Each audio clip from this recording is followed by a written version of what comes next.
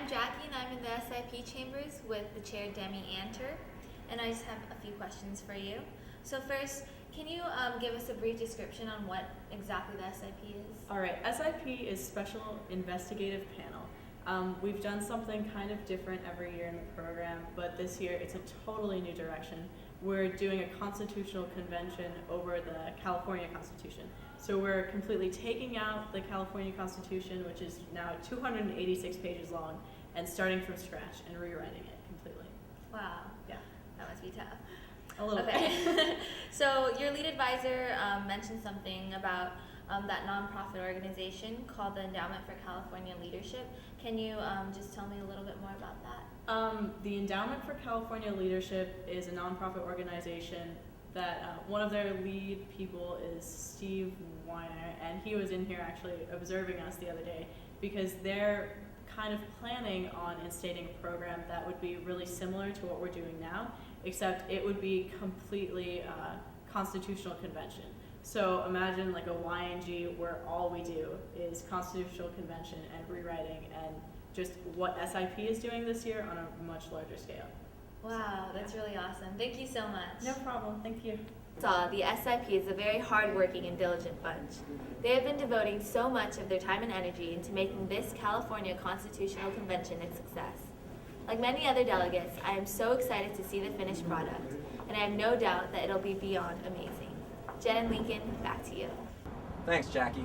Some Americans may feel iffy about the French politically, but when it comes to French food, Americans can't help but say oui oui.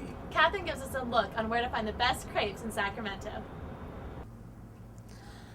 Looking for a hot spot for food that doesn't hit your pocketbook? Come down to Danielle's Creperie and Gallery on the corner of Watt and Fair Oaks Boulevard. This is the hot spot for delegates during Sacramento. So we've been here since September. This is our second location. We have another one over in the Arden Town Center that's been in business since 1984. And you know, we really love it downtown. It needs some improvement. You know, I'm excited to have the youth here from all over California. You know, it's been a boost for business. There's a lot of you here. All of you have been very professional, very courteous.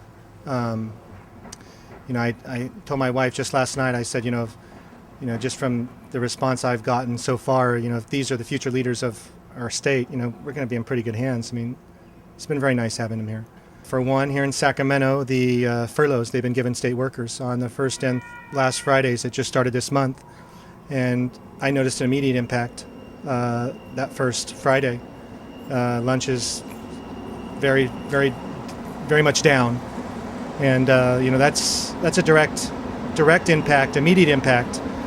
You know, I'm very frustrated, you know, when I think about that because, you know, our elected officials did not do their job, and the workers are the people who are actually, you know, ones that are the solution, you know, by laying them off, and it's going to affect them more.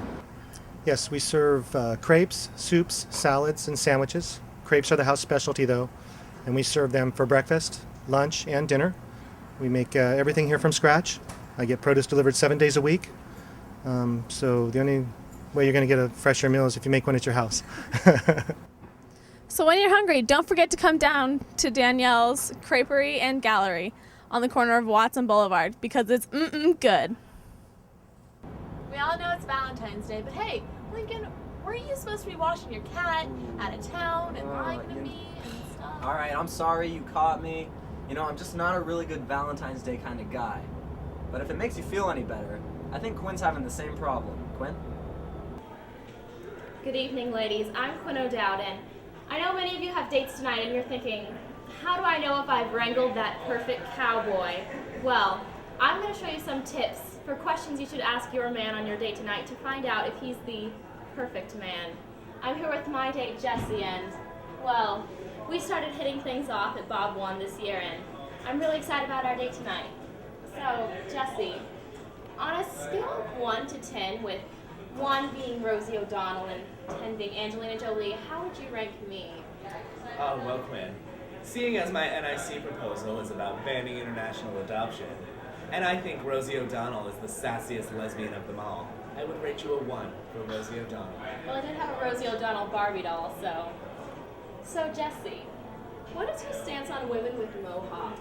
Women with mohawks? Mm-hmm. I think my big issue would be the woman, not the mohawk, if you know what I mean. So, do you enjoy cuddling on a bearskin rug while watching reruns of America's Next Top Model? No, because I do not support the killing of animals for rugs. What if it was a faux fur rug? Absolutely. So, on a long road trip, how do you feel about belting the Hairspray soundtrack with the windows rolled down? Only if I get to be Tracy. Fine. I'll have to be, what's his name, Link? Link. Ugh. Okay. But would you still love me if I stopped shaving my legs? I would love you even more. Perfect. You. I know. Okay, so I've always had a thing about having 12 children. I just think children are beautiful. You know, they're like God's creation or gift. So would you have a preference of one of our children, that are 12 of them, over another one? I would prefer the one who was the best looking. The best looking? You don't care about personality? Not at all. Is that why you're attracted to me? Not at all. So, will you still love me if I let myself go? Of course. And how do you feel about nightly dramatic readings of Twilight? Do I get to be Edward? As long as I get to be Bella. Then yes. Well, Jesse, I think we've decided that you are the perfect man for me. Back to you in the studio. Thanks, Quinn. Everyone in California is anxious to hear about what happens to our budget. Today, California legislators are speaking right now. Plans call for $14 billion in tax increases, $15 billion in spending cuts, and $11 billion in borrowing. Hopefully, a decision on the $42 billion budget shortfall can be reached by tonight. KYNG are going to keep you updated on all the budgets. It would be pretty supreme if we could just figure out this entire budget crisis already. You know who the ladies find pretty supreme? Connor Nanini. I'm Jeremy Pearl, reporting from the Supreme Court chambers. What is your role in the chambers? I'm the Chief Justice of the Supreme Court, so my job is basically to control the bench when they're asking the attorneys questions. Beforehand, we'd prepared questions for them, so to make sure we don't go over time limits and make sure the questions stay relevant. Can you talk a little bit about the case you guys are going over? Yes, this case is called Phil Felon versus the State of California. Phil Felon was driving up to a drunk driving checkpoint. He was pulled out of his car by police, and a gun fell out that was later connected to a homicide.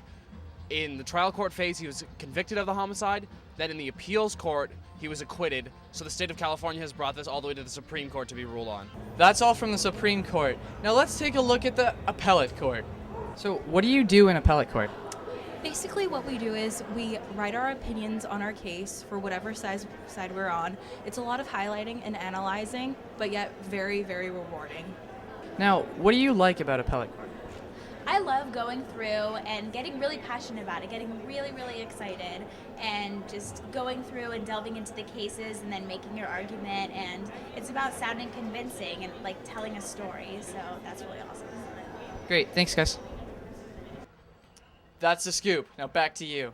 One of my favorite parts about youth and government is all the different people and different personalities that I get to meet. Sudanna and Emily take us on a tour of the YNG wildlife.